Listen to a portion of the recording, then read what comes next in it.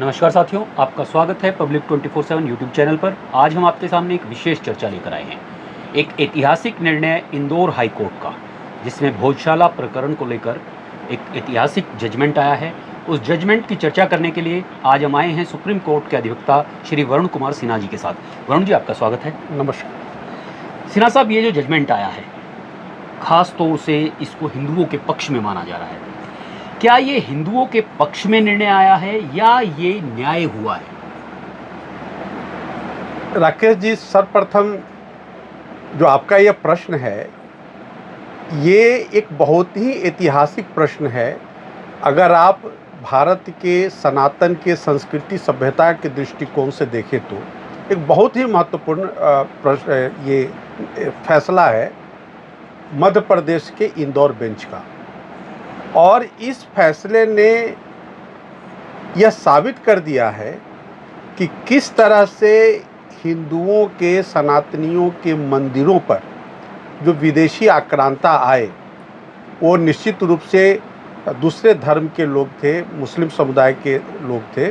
उन्होंने हमारे धर्म स्थलों का किस तरह से नुकसान पहुंचाया और वहां पर कुरान में इजाज़त नहीं होने के बावजूद मस्जिद रूपी एक स्ट्रक्चर खड़ा करके हमारे पूजा स्थलों को बाधित किया गया और उसका रूप बिगाड़ने का, उसका जो ढांचागत प्रकृति है उसको बिगाड़ने का काम किया गया। तो ये जो भोजशाला प्रकरण जो है, ये 1000 पुराना प्रकरण है। और जब मुस्लिम आक्रांता इस देश में आए तो इस देश के अंतर्गत जो प्रसिद्ध मंदिर थे उनको तोड़ने का और वहाँ पर मस्जिद बनाने का, मजार बनाने का काम शुरू हुआ। तो ये भोजशाला राजा भोज का बनाया हुआ परिसर है, जहाँ की वाग देवी यानी कि माता सरस्वती का बहुत बड़ा एक मंदिर था और साथ ही साथ संस्कृत का वो बहुत बड़ा महाविद्यालय कह लीजिए, विश्वविद्यालय कह लीजिए, वो था। और वहाँ संस्कृत का इतना बड़ा एक आप कह सकते तो संस्था था कि जहाँ लोग संस्कृत जो पढ़ने में शौक़ रखते थे वो वहाँ जाते थे। इसीलिए वो भोजशाला परिसर का निर्माण सिर्फ माता सरस्वती के मंदिर के रूप में ही नहीं, मंदिर के रूप में तो ये वह एक प्रसिद्ध मंदिर है ही भारत के अंदर, साथ ही साथ जो संस्कृत साहित्य और संस्कृत टीचिंग से रिलेटेड जो उसका महत्व है, उस महत्व को कमतर किया गया। वहाँ एक परिसर के अंदर मस्जिद बना करके उसके महत्व को कमतर किया गया, बल्कि वहाँ पर हिंदुओं का पूजा अर्चना, संस्कृत का पठन पाठन बिल्कुल बंद कर दिया गया। और तो और 2003 में आर्कियोलॉजिकल सर्वे ऑफ इंडिया ने अप्रैल 2003 में, शायद 15/4/2003 को एक आदेश पारित करके वहाँ हिंदुओं के आवाजाही पे बिल्कुल रोक लगा दिया, उनका आवागमन रोक दिया और कहा कि ये मस्जिद का प्रॉपर्टी है और यहाँ मस्जिद से मुतल्लिक मुसलमान ही नमाज अदा कर सकते हैं, उनकी एक्टिविटी चलेगी। तो उसी आदेश को, आर्कियोलॉजिकल सर्वे ऑफ इंडिया के उसी आदेश को मध्य प्रदेश हाई कोर्ट की इंदौर बेंच में चुनौती दी गई थी और उसमें अनेक याचिकाएं हिंदू पक्ष के कई लोगों के द्वारा फाइल किया गया था। उसी में एक याचिका हिंदू फ्रंट, एक रजिस्टर्ड ट्रस्ट है, और उसमें जितेंद्र सिंह बिसेन नामक एक जो विश्व वैदिक सनातन संघ के अध्यक्ष हैं, वो भी एक याचिका करता थे।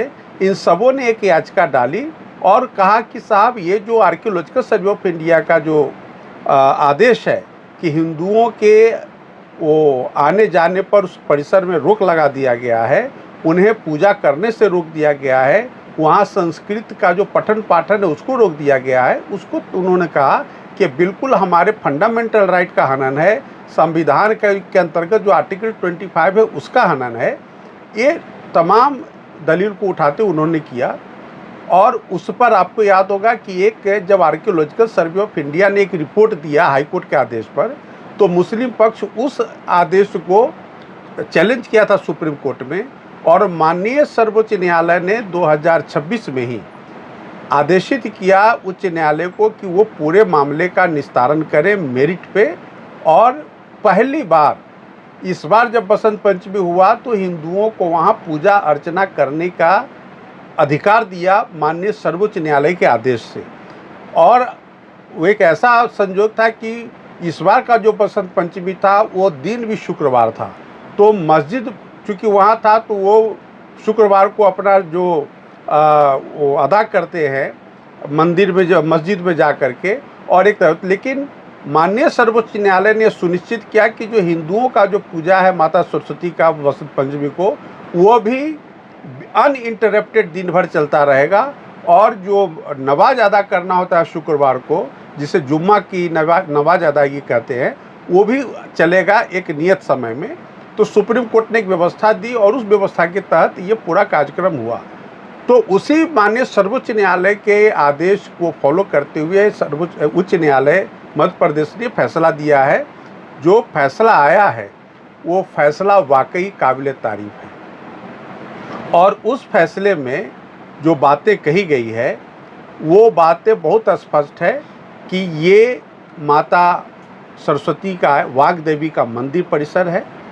यहाँ संस्कृत का पठन पाठन होता था और यहाँ जो मस्जिद का रूप दे करके ये कब्जा किया हुआ भूभाग है और वहाँ पर किसी भी तरह के नमाज अदायगी पर रोक लगा दी गई है। और माननीय उच्च न्यायालय ने कहा है कि अगर मुस्लिम समुदाय चाहे तो सरकार को रिप्रेजेंट करके वो ज़मीन मांग सकते हैं और ज़मीन उनको जहाँ कहीं भी मिले, वो डिस्ट्रिक्ट धार है उसके एरिया में, तो वहाँ बना करके वो अपना मस्जिद बना सकते हैं।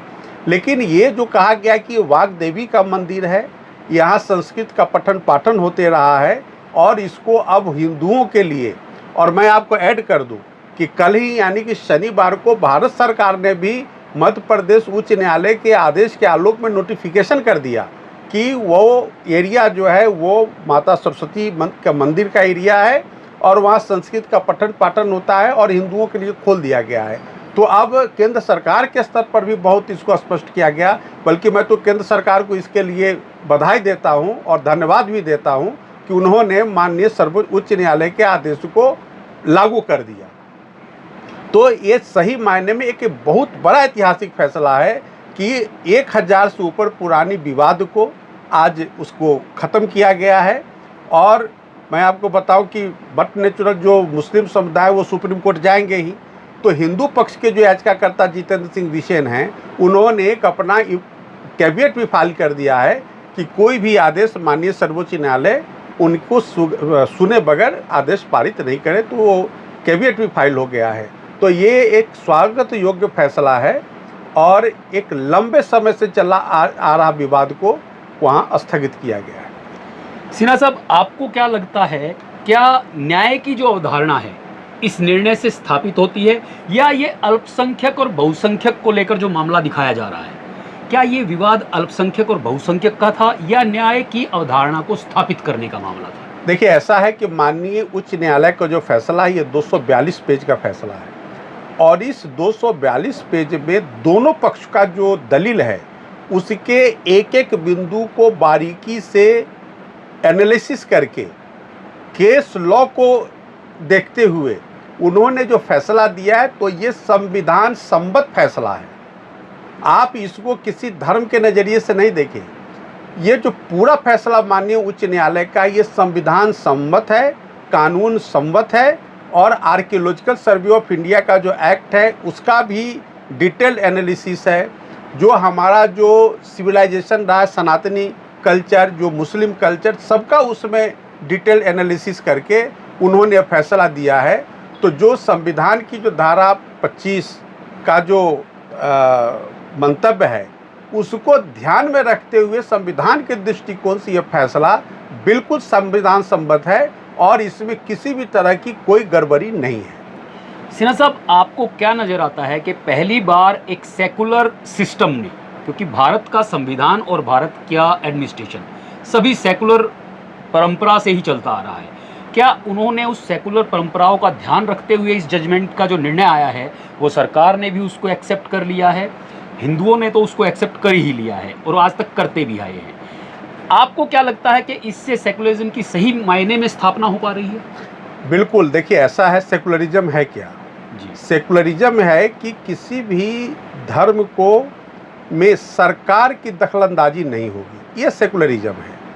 तो यहाँ पर सरकार ने तो कुछ भी नहीं किया, लेकिन एक जो आदेश आर्कियोलॉजिकल सर्वे ऑफ इंडिया का 2003 का था, वो आदेश जो सनातनी थे उनको ऐसा लगा कि साहब ये सेकुलरिज्म के प्रिंसिपल के खिलाफ है। चूँकि इस देश में मुस्लिम पहली बार आक्रांता के रूप में आए और माता सरस्वती का मंदिर मुस्लिम आक्रांता के आने के पहले से राजा भोज परिसर में मौजूद है। वहाँ पर संस्कृत का विद्यालय महाविद्यालय मुस्लिम आक्रांता के आने के पहले से मौजूद है।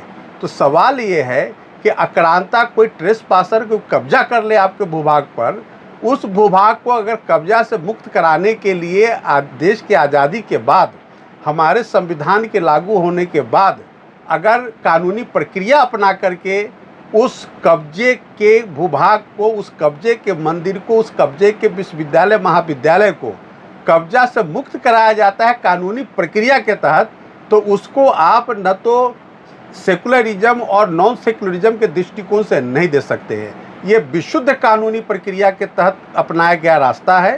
कानूनी प्रक्रिया को फॉलो करते हुए न्याय प्राप्त हुआ है। जो एग्रीव्ड पार्टी है उनको, एग्रीव्ड पार्टी यहाँ कौन है?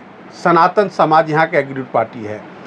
क्यों वो एग्रीव्ड पार्टी है? क्योंकि उनका जो पुरातन मंदिर है, उस पुरातन मंदिर में पूजा अर्चना करने से 2003 में उनको रोक दिया गया था और तब से वो रोक चला रहा था।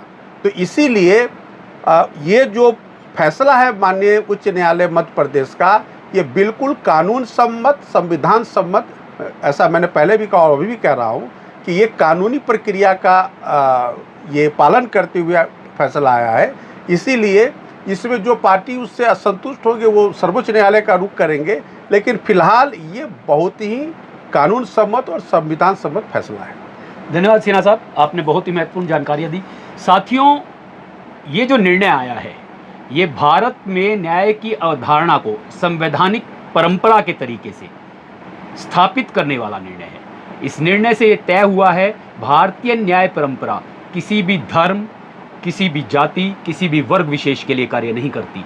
यह कार्य करती है तो सबूतों के संविधान के अनुरूप, और उसी अनुरूप यह निर्णय आया है जो देश हित में साबित होने वाला है। जय हिंद, जय भारत।